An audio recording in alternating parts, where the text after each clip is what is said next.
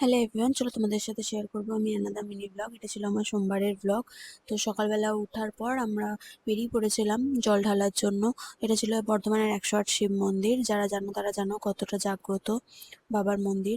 তো একটু ঘুরে টুরে জল ঢেলে ঠাকুরকে ধূপ দেখিয়ে আসলাম। এখন এটা ছিল আমার 16 সোমবারের 10তম সোমবার।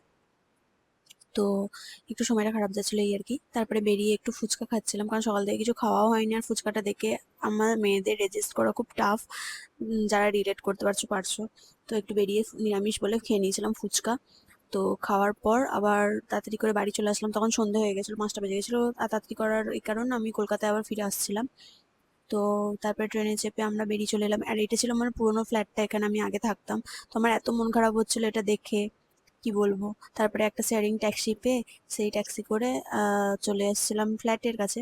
দেন ফ্ল্যাটে ব্ল্যাক ট্যাগ ঠুকিয়ে আবার বেরিয়ে পড়েছিলাম, কারণ রাত হয়ে গেছিলো, কার রান্না করা সম্ভবও ছিল না।